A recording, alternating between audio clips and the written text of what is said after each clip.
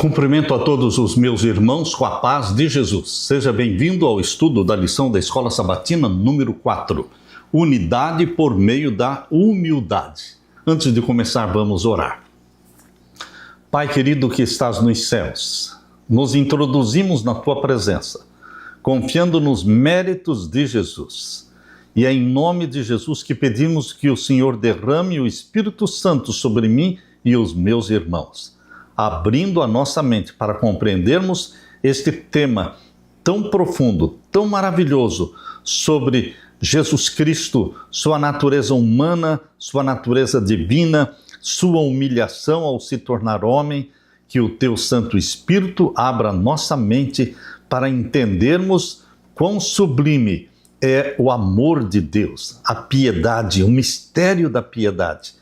Derrama sobre nós o Teu Santo Espírito, em nome de Jesus. Amém, Senhor. Unidade por meio da humildade. E o verso áureo: completem a minha alegria, tendo o mesmo modo de pensar, tendo o mesmo amor e sendo unidos de alma e mente. Filipenses 2 e o verso 2.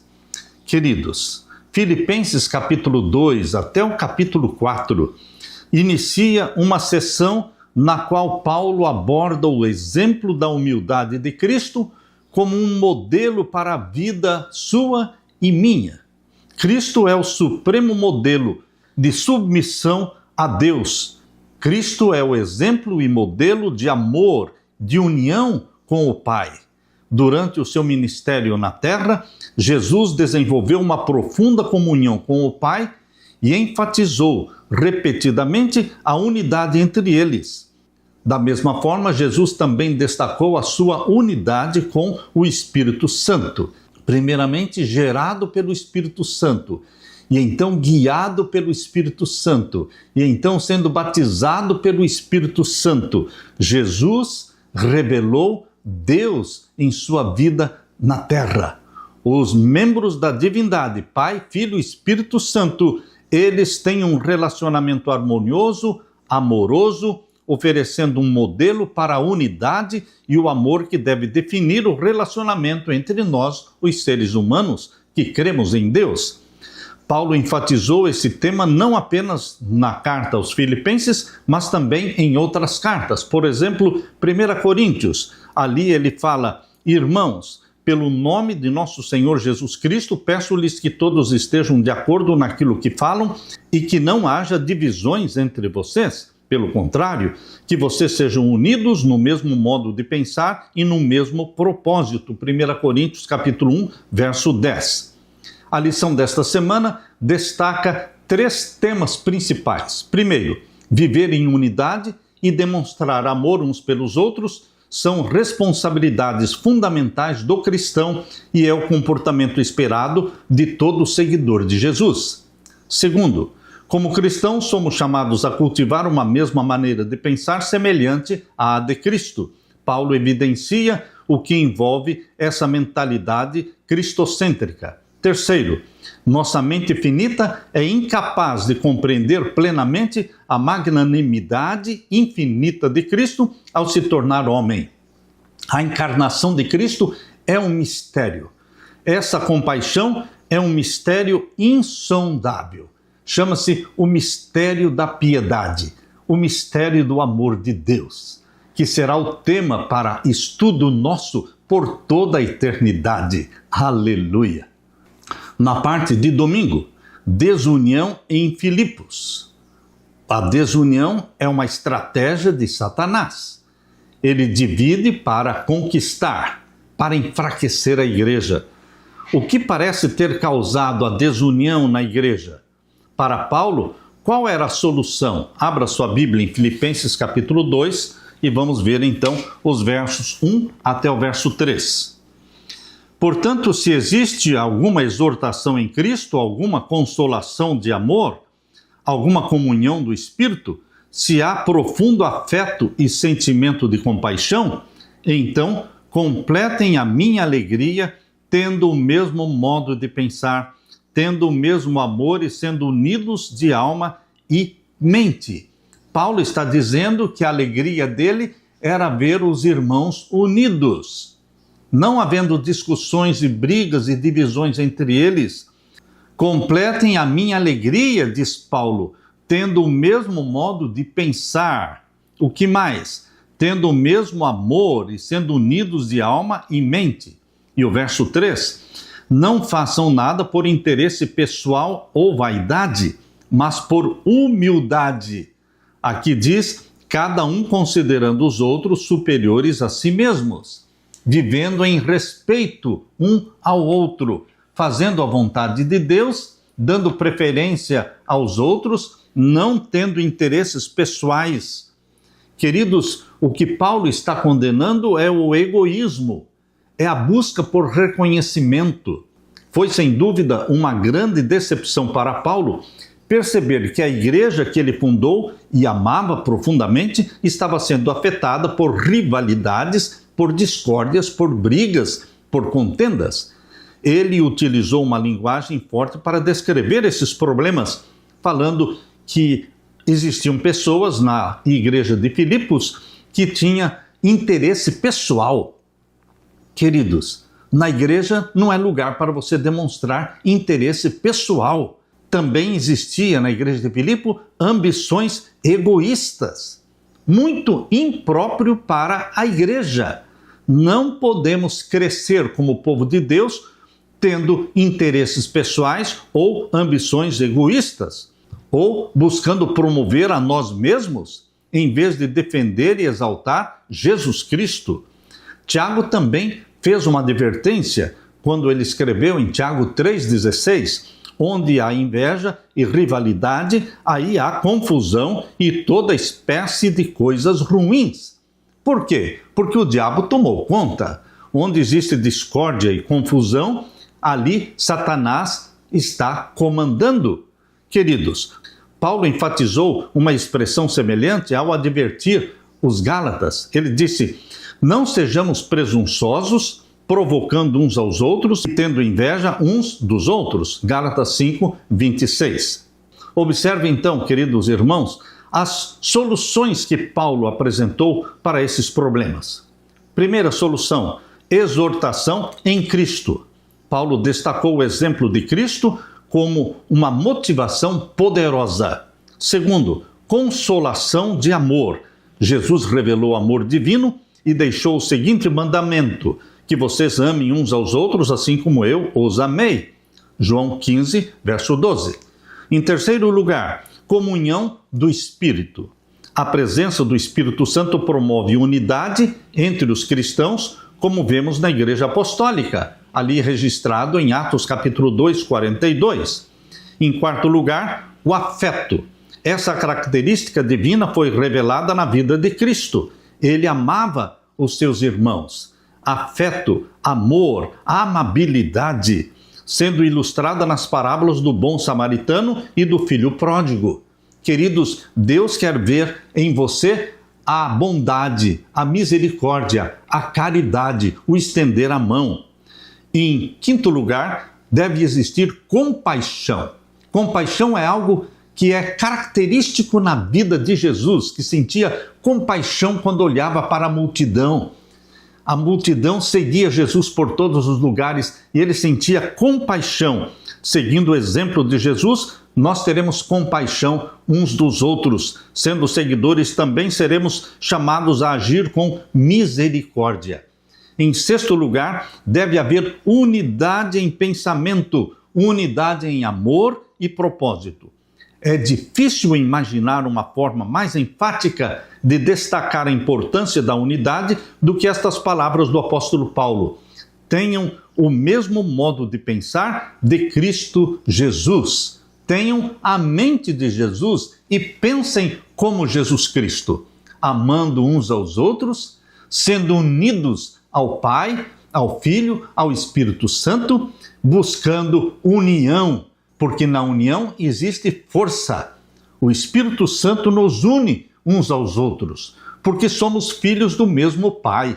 Temos a mesma esperança de ir para o céu. Nós guardamos os mesmos mandamentos, os 10 mandamentos escritos pelo dedo de Deus. Nós falamos a mesma linguagem, pensamos do mesmo modo, Temos o mesmo sonho de ir para o céu e viver na presença de Deus. Aleluia! Na parte de segunda-feira, a fonte da unidade. Satanás é a fonte da desunião e Jesus Cristo é a fonte da união. Em Filipenses capítulo 2, verso 2, diz assim: então completem a minha alegria, tendo o mesmo modo de pensar, tendo o mesmo amor e sendo unidos de alma e mente. Aqui Paulo destacou a importância da unidade e enfatizou a mente, os pensamentos e os sentimentos. Enquanto os líderes religiosos costumavam destacar apenas o comportamento exterior, Jesus direcionou sua atenção às intenções e motivações do coração. Por exemplo, o jovem rico declarou ter obedecido à lei de Deus durante toda a sua vida. Porém, quando Jesus pediu que ele vendesse tudo o que tinha, desse o dinheiro aos pobres e seguisse a Jesus, o apego daquele jovem rico aos bens materiais ficou evidente. Jesus também ensinou que o que nos contamina vem do coração ou da mente. Do coração procedem, Jesus disse, do coração procedem maus pensamentos, homicídios, adultérios, imoralidade sexual, furtos, falsos testemunhos, blasfêmias. Mateus capítulo 15, verso 19. A boca fala do que está cheio o coração. Mateus 12, 34. Se o nosso coração está cheio de Deus, de Jesus, se o nosso coração está cheio do sonho de ir para o céu e viver com Deus, nossa boca vai falar disso todo o tempo. Vamos testemunhar. Quais orientações Paulo apresenta para fortalecer a unidade na igreja? Vamos ler agora Filipenses capítulo 2 e os versos 3 e 4. Aqui diz: não façam nada por interesse pessoal ou vaidade. Na igreja, não podemos fazer nada por interesse pessoal ou por vaidade, ou por ambição de querer aparecer, esnobar, mas por humildade. Nossa conduta na igreja deve ser em humildade, cada um considerando os outros superiores a si mesmo, porque você respeita o seu superior. Assim, se você considerar o seu irmão como superior a si mesmo, você vai respeitá-lo. É nesse sentido que Paulo está dizendo: não tendo em vista somente os seus próprios interesses, mas também os dos outros.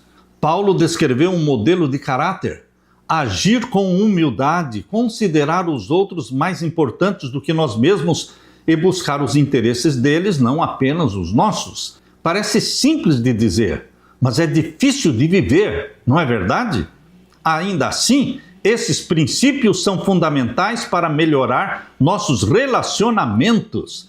Muitas vezes, em conversas, estamos mais preocupados em preparar uma resposta do que em ouvir para entender a outra pessoa.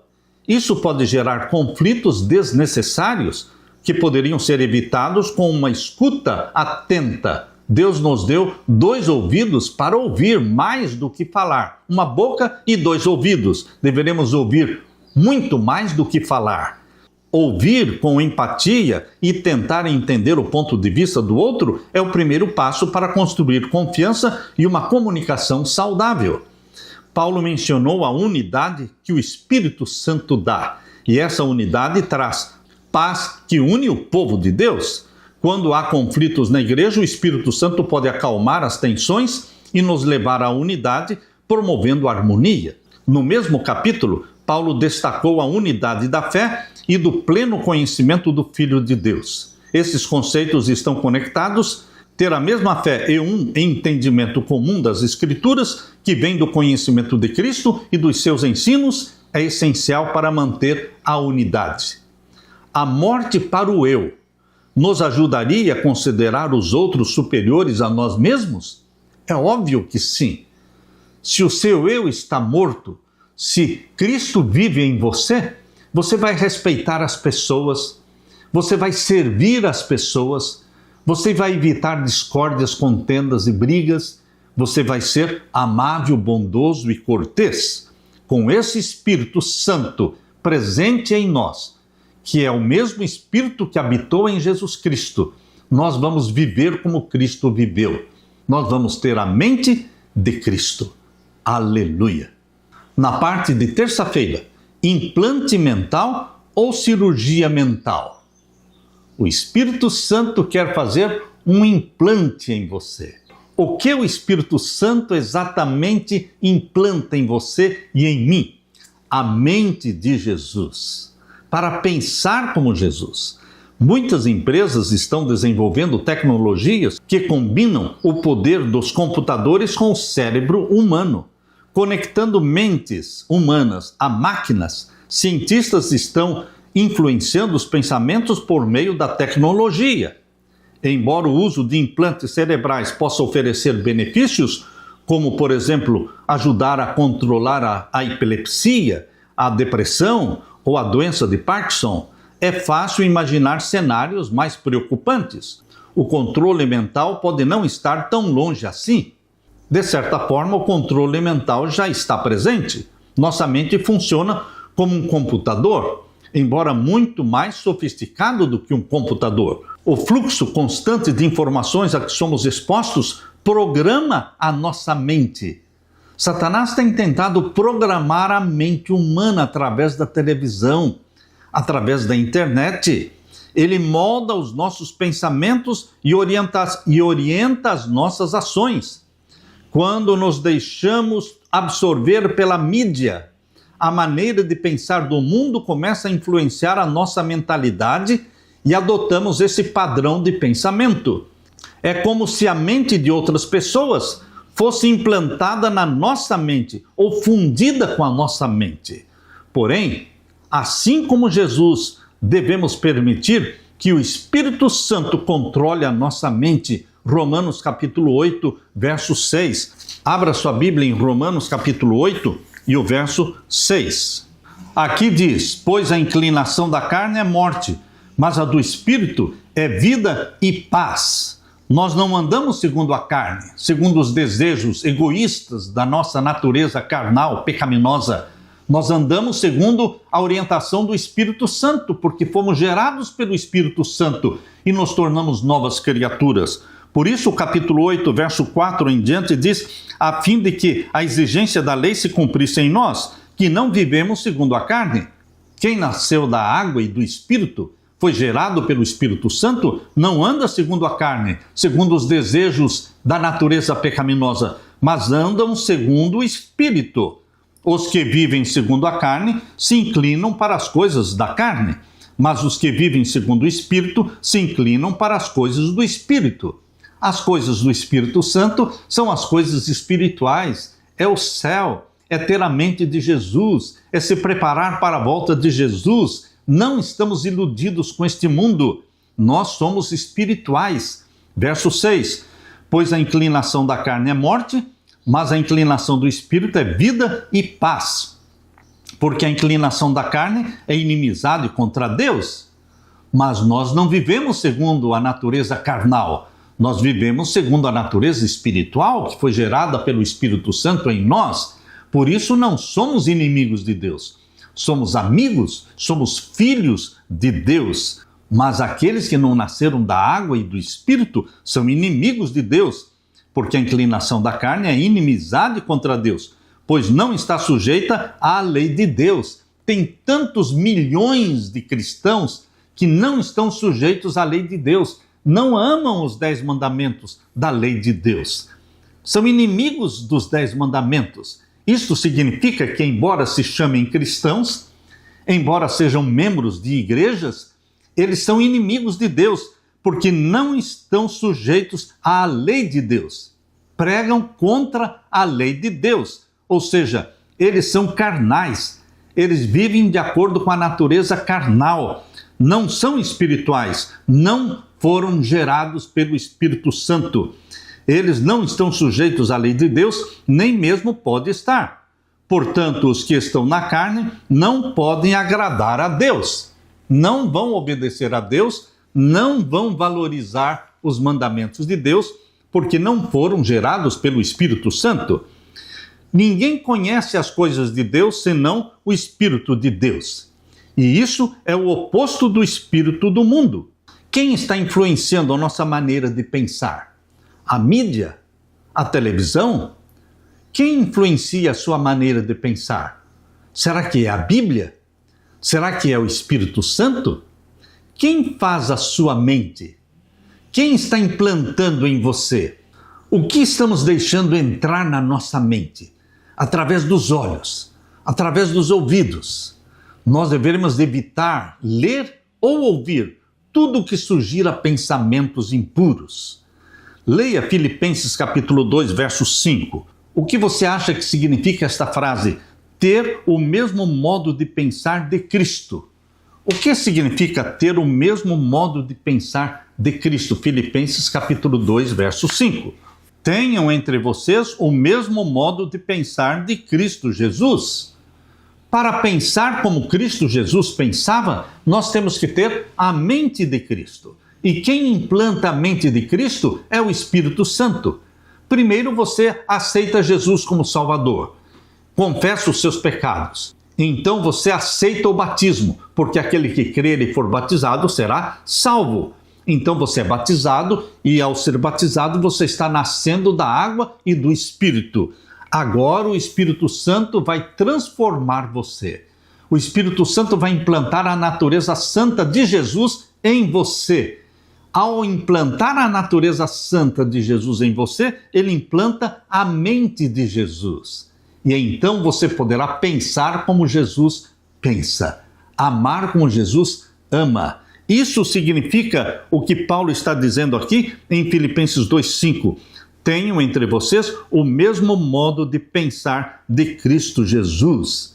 Em outras palavras, tenham a mente de Jesus. Meu querido irmão, ter a mente de Jesus é ser cristão, é viver como Jesus.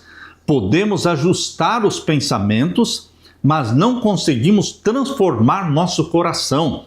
Só Deus pode transformar o nosso coração através do novo nascimento. O Espírito Santo precisa realizar uma verdadeira cirurgia espiritual em nosso coração, utilizando a espada do Espírito, que é a Bíblia. Essa espada é a palavra de Deus, que é viva e eficaz, penetra até o ponto de dividir a alma e espírito, juntas e medulas, e é apta para julgar os pensamentos e propósitos do coração. Somente com o auxílio do Espírito Santo você pode conhecer a verdade, pois o coração, seu e meu, é enganoso por natureza. Enganoso é o nosso coração. Quem o conhecerá? Precisamos ser transformados pela renovação da nossa mente, tendo a mente de Jesus para podermos experimentar qual é a boa, agradável e perfeita vontade de Deus. Romanos 12, 2. Leia Filipenses capítulo 4, verso 8. Medite em Filipenses 4, 8, onde diz: finalmente, irmãos, tudo que é verdadeiro, tudo que é respeitável, tudo que é justo, tudo que é puro, tudo que é amável, tudo que é de boa fama, se alguma virtude há e se algum louvor existe, seja isso que ocupe o pensamento de vocês. Não podemos ocupar a nossa mente com mentiras da televisão, com mentiras da mídia, com as impurezas, com a fornicação, com o adultério, com a pornografia, com a imoralidade, com a violência que está presente na televisão. Finalmente, irmãos, tudo que é verdadeiro, a mentira fica de fora, tudo que é respeitável, tudo que é justo, tudo que é puro, tudo que é amável, tudo que é de boa fama, se alguma virtude há e se algum louvor existe, seja isso o que ocupe o pensamento de vocês. Isto é o que Deus quer de você. Implantar em você, através do Espírito Santo, a mente de Jesus. Ele remove a sua mente e coloca a mente de Jesus. E você começa a ter os mesmos sentimentos de Jesus. A mesma submissão ao Pai que Jesus tinha. A mesma obediência de Jesus Cristo, o mesmo espírito de humildade de Jesus Cristo. Meu querido irmão, Cristo é o padrão. Você contempla Jesus e você é transformado à semelhança de Jesus de grau em grau, até alcançar a perfeição completa e ter o seu corpo de humilhação, doentio e fraco, como nós temos um corpo mortal. Esse corpo será transformado no corpo imortal, no corpo glorificado, semelhante ao de Jesus.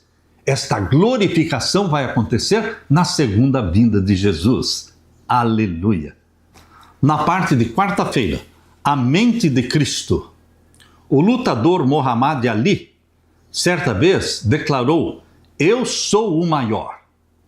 A minha esposa e eu conhecemos pessoalmente Muhammad Ali. Ele morava a poucos quilômetros da Universidade Andrews, ali nos Estados Unidos, no estado de Michigan. Queridos, nós fomos conhecer a casa de Muhammad Ali. Ele tinha um egoísmo muito forte. Ele dizia: "Eu sou o maior." Quando nós o conhecemos, ele já estava com a doença do Parkinson. Tremia o tempo todo. Andava com os pés vacilantes.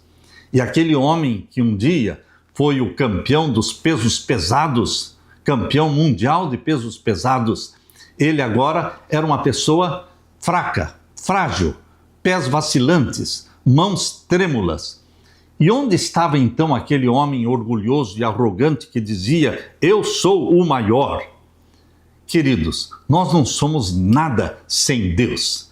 Nós não somos ninguém sem o nosso querido Jesus Cristo. Somos totalmente dependentes de Jesus. Jesus viveu absolutamente uma vida sem pecado. Viveu na terra, mas não pecou. Paulo diz em Hebreus capítulo 4, verso 15, tentado em todas as coisas, à nossa semelhança, mas ele nunca pecou, nem mesmo em pensamento, nem tendência para o pecado ele tinha. O pecado era para Jesus ofensivo, repugnante. Assim era o pecado para Jesus. E assim se torna o pecado para você e para mim. Quando recebemos a mente de Jesus, o pecado se torna também para você e para mim ofensivo, repulsivo, repugnante, em vez de atrativo.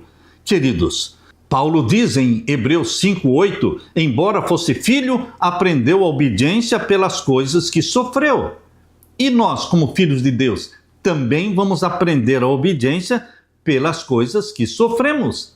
O mesmo que aconteceu com Jesus acontece com você. Hebreus capítulo 5, verso 8. A submissão de Jesus à vontade do Pai foi sempre perfeita. A nossa não é perfeita, mas nós estamos espelhando a nossa vida em Jesus. Não houve um momento sequer em que Jesus se recusasse a se submeter à vontade do Pai.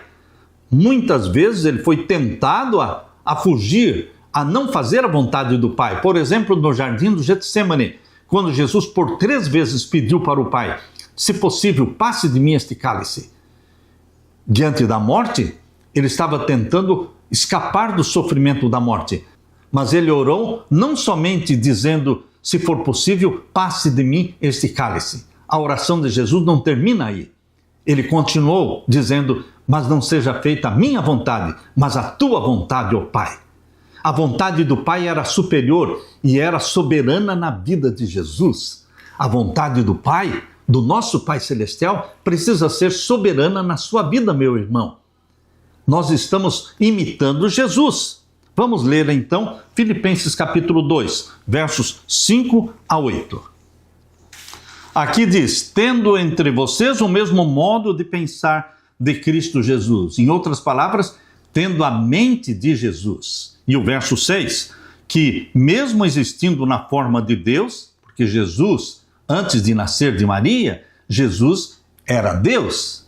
Foi ele quem criou todas as coisas, exatamente como diz em João capítulo 1, verso 1 a 3. No princípio era o Verbo estava com Deus e o Verbo era Deus. Esse Verbo é Jesus, que se tornou carne. E no verso 2 e 3 de João capítulo 1 diz: "E todas as coisas foram feitas por ele, e sem ele nada do que foi feito se fez." Então nada foi criado sem Jesus. Deus o Filho é o Criador, é o Verbo, é aquele que executou o plano da criação. Criou céus e terra, criou anjos e seres humanos. Queridos, ele foi quem criou todas as coisas. Ele era Deus, vivia na forma de Deus, mas ele deixou a forma divina e tomou a forma humana para salvar você. Como Deus, ele não poderia morrer, porque Deus é imortal. Mas como homem, ele pôde morrer por você e por mim. Por isso, Paulo disse, mesmo existindo na forma de Deus, não considerou ser igual a Deus algo que deveria ser retido a qualquer custo. Pelo contrário, ele se esvaziou, assumindo a forma de servo, tornando-se semelhante aos seres humanos e reconhecido em figura humana. Ele se humilhou, tornando-se obediente até a morte e morte de cruz. Estes versos que o apóstolo Paulo escreveu, inspirado pelo Espírito Santo, eles são profundos, profundos demais para a nossa compreensão, porque estes versos estão falando da encarnação. Como Deus, Criador dos céus e da terra, se tornou homem, nasceu como um bebezinho, viveu 33 anos na terra e morreu morte de cruz. Nossa mente não alcança a profundeza do mistério do amor de Deus, chamado de o mistério da piedade. Jesus, que é Deus, igual ao Pai, não apenas assumiu a natureza humana, mas se tornou servo. Ele veio para servir e dar a sua vida em resgate de muitos. Se ofereceu como sacrifício pelos nossos pecados. Paulo declarou que ele se fez maldição em nosso lugar, em Gálatas 3,13. Você sabe o que significa se fez maldição em nosso lugar?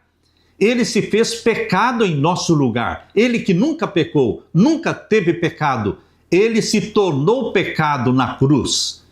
Quando ele disse, Deus meu, por que me desamparaste? É porque ele na cruz se tornou pecado em nosso lugar. E a divindade foi separada dele. Queridos, Deus não é pecado, mas Jesus se tornou pecado. E quando ele se tornou pecado, ele se sentiu separado do Pai. E ele clamou, Deus meu, por que me desamparaste? Jesus, o Filho de Deus, morreu na cruz para ser também o nosso Redentor, o que exigiu que ele se tornasse maldição por nós. Como compreender o significado dessa oferta? E mais importante ainda, como viver o que esses textos nos ensinam? Ter a mesma disposição de nos humilhar e sacrificar a nossa vida pelo bem dos outros, como Jesus fez.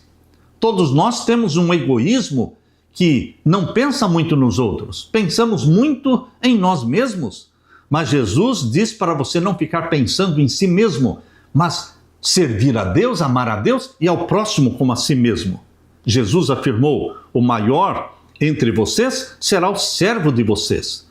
Quem se exaltar será humilhado, e quem se humilhar será exaltado. Mateus capítulo 23, versos 11 e 12. Essa mensagem reflete em muitos aspectos a instrução de Paulo em Filipenses 2, 5 a 8. Esse texto que nós estamos lendo hoje, de Filipenses 2, 5 a 8, ele está reforçando aqui o que já foi dito antes: não agir com interesse pessoal ou com vaidade. Deveremos agir por humildade, em unidade, em submissão a Deus, não buscando os nossos interesses, nem buscando fazer nada por vaidade. Qual deve ser nossa resposta ao que Cristo fez por nós? Vendo tudo que Jesus fez por nós, o que deveremos responder? Qual é a reação adequada e digna do que Cristo realizou, além de cair de joelhos em adoração? Cair de joelhos em adoração, dizendo, Jesus, bendito seja Jesus Cristo por tudo que fez por mim, morrendo na cruz por mim, ressuscitando por mim, subindo ao céu e prometendo voltar. Bendito seja Jesus Cristo, o Deus encarnado, o Deus que se tornou um de nós, se tornou o nosso irmão. Ele é o nosso irmão, membro da família humana. Ele se uniu a você por laços eternos, que jamais se romperão. Aleluia! Na parte de quinta-feira, o mistério da piedade. Existem dois mistérios na Bíblia. O mistério da iniquidade. O que é o mistério da iniquidade?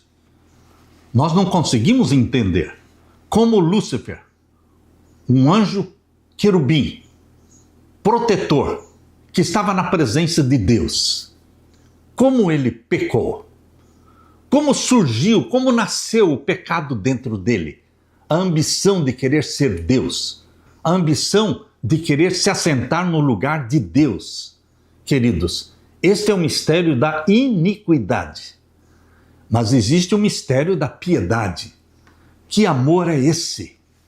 Que amor é esse do nosso Pai Celestial, que deu seu Filho unigênito para se tornar membro da família humana, assumindo a forma de servo e sendo obediente até a morte e morte de cruz. Este é o mistério da piedade, que será o assunto para você e eu estudarmos a vida inteira. Na eternidade, vamos continuar estudando esse tema. Um verso bastante conhecido da Bíblia diz: se alguém julga conhecer alguma coisa, ainda não conhece como deveria conhecer. 1 Coríntios 8:12. Se você pensa que sabe bastante, você não sabe nada. Eu não sei nada. O que nós sabemos são milésimos daquilo que Deus quer revelar ainda para você. Ninguém sabe tudo sobre determinado assunto. Isso é ainda mais verdadeiro em relação às verdades da divindade, da encarnação de Cristo. Isso é verdade em relação ao mistério da piedade. Paulo destacou a extraordinária humilhação de Jesus ao se tornar humano, um tema que nem mesmo na eternidade vamos compreender totalmente. Como foi a humilhação de Jesus ao assumir a natureza humana? Romanos capítulo 8, verso 3. Abra sua Bíblia. Romanos capítulo 8 e o verso 3. Vamos ler capítulo 8, verso 1 até o verso 3. Agora, pois, já não existe nenhuma condenação para os que estão em Cristo Jesus. Não há condenação para os que estão em Cristo Jesus, que não andam segundo a carne, mas segundo o Espírito. Quem está em Cristo Jesus não anda segundo a carne, não anda segundo a natureza carnal, pecaminosa, mas anda segundo o Espírito, porque foi gerado pelo Espírito Santo e é guiado pelo Espírito Santo, é batizado pelo Espírito Santo e o Espírito Santo implanta em você a mente obediente de Jesus.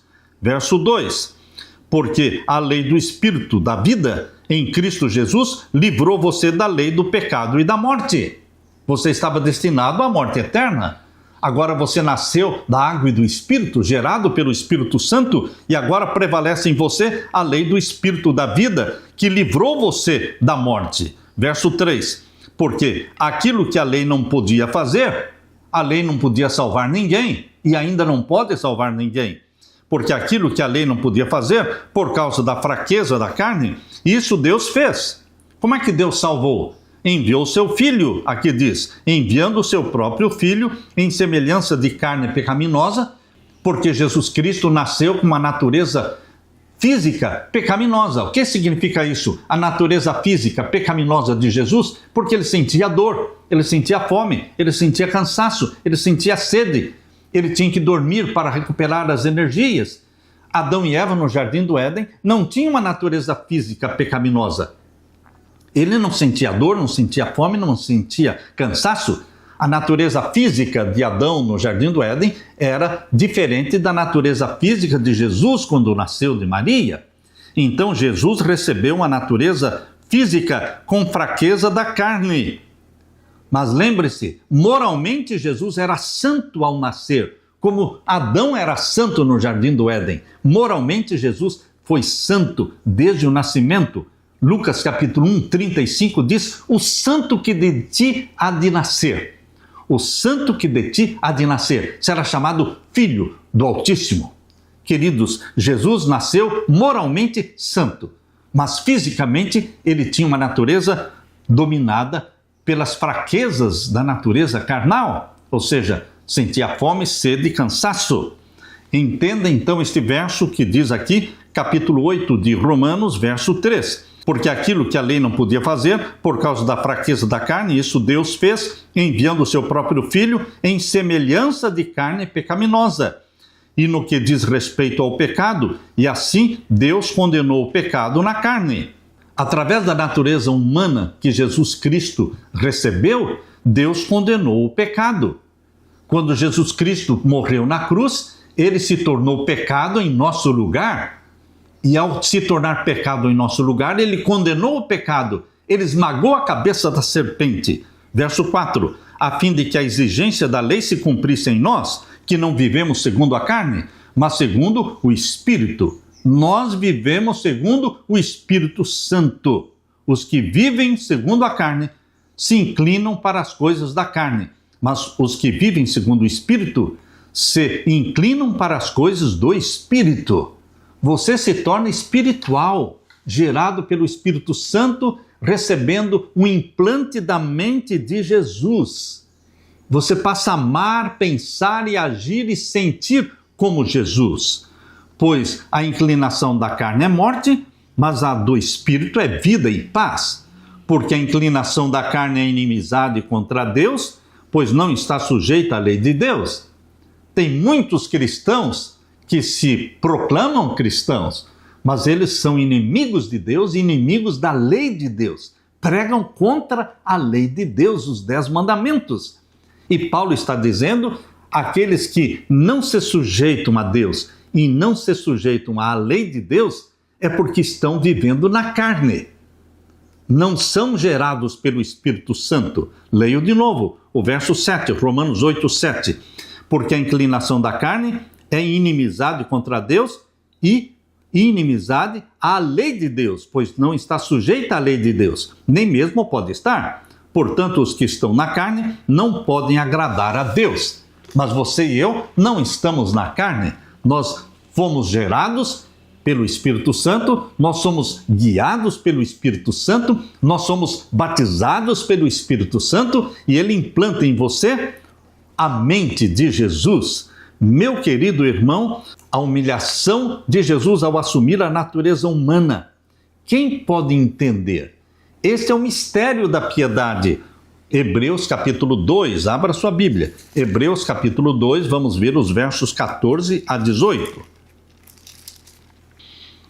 Aqui diz, visto pois que os filhos têm participação comum de carne e sangue, também Jesus igualmente participou dessas coisas, para que por sua morte destruísse aquele que tem o poder da morte, a saber, o diabo.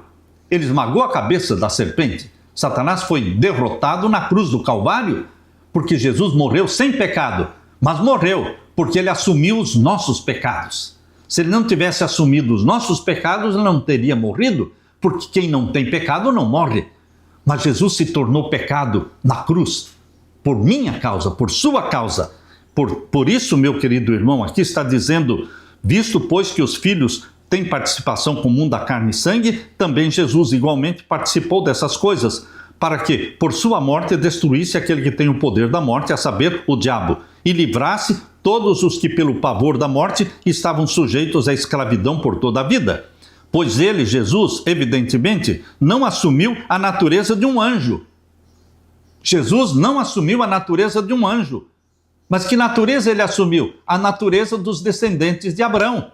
Natureza humana. Jesus assumiu a natureza humana dos descendentes de Abraão.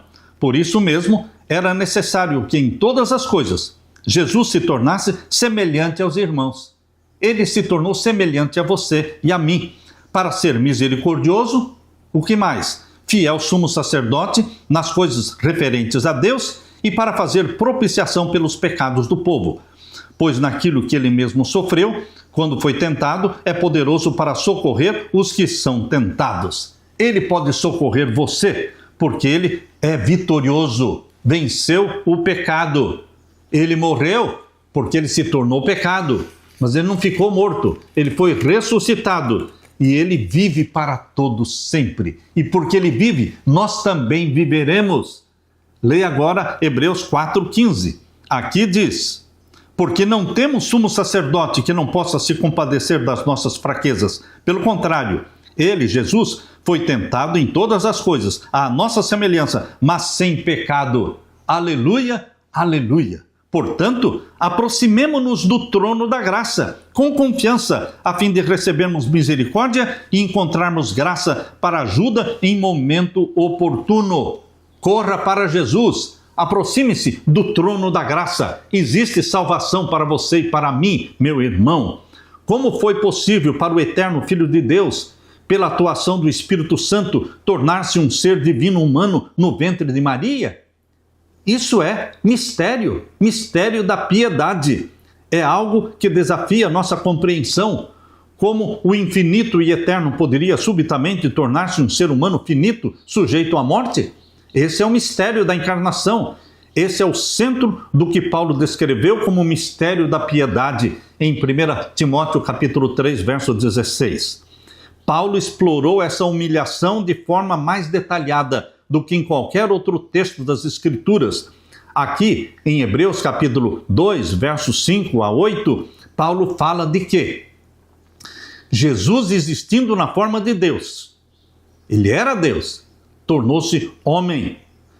Segundo, ele se esvaziou da forma divina, não da natureza divina. Quando viveu como ser humano na terra, ele tinha ainda a natureza divina e humana, mas ele não fazia uso da natureza divina.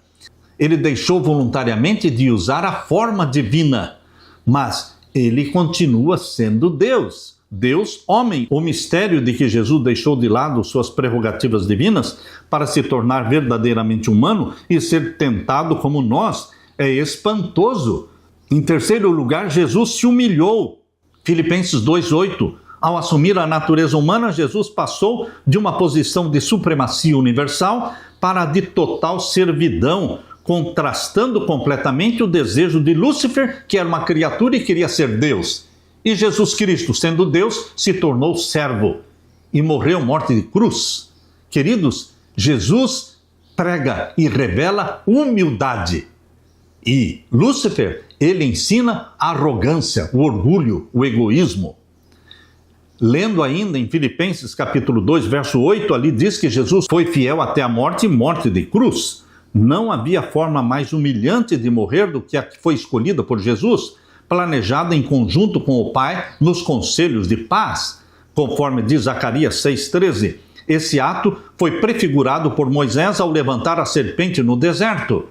E assim na cruz, aquele que não conheceu o pecado, ele se fez pecado por nós, para que nele fôssemos feitos justiça de Deus, 2 Coríntios capítulo 5, verso 21. Meu querido irmão, o mistério da piedade será o assunto do nosso estudo por toda a eternidade.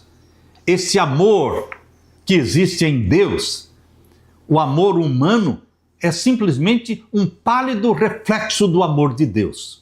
O amor paternal, o amor maternal é simplesmente o quê? Um pequeno riacho em comparação com o ilimitado oceano do amor de Deus. Podemos meditar no amor de Deus todos os dias da nossa vida. Podemos examinar diligentemente as Escrituras a fim de tentar compreender o amor de Deus, mas não vamos compreendê-lo completamente. Existirá sempre diante de nós um infinito além. Podemos estudar por séculos esse amor, no entanto, jamais poderemos compreender plenamente a extensão, a largura, a profundidade e a altura do amor de Deus em dar seu Filho para morrer por nós. Ao estudarmos a Bíblia e meditarmos sobre a vida de Jesus e o plano da salvação, esses grandes temas se desdobrarão cada vez mais ao nosso entendimento de eternidade a eternidade. Eternamente estaremos estudando o mistério da piedade. Jesus, que é Deus, Criador dos céus e da terra, se tornou homem, membro da família humana, irmão seu, irmão meu, nosso representante no céu. E ele virá nos buscar, e ele vai nos levar para estarmos para sempre com ele. Aleluia! Deixe-me orar com você. Pai querido que estás nos céus, obrigado pelo mistério da piedade, do teu amor incompreensível, mas nós aceitamos a Jesus como Salvador e nós queremos viver na tua presença, Pai querido. Por isso, pede para Jesus voltar logo nos buscar. Esse é o nosso anseio, o nosso desejo. Volte logo. Ora, vem, Senhor Jesus. Derrama sobre mim e os meus irmãos o Espírito Santo. Em nome de Jesus que pedimos e agradecemos. Amém e amém. Deixo com você, meu irmão, minha irmã, a paz de Jesus. Amém.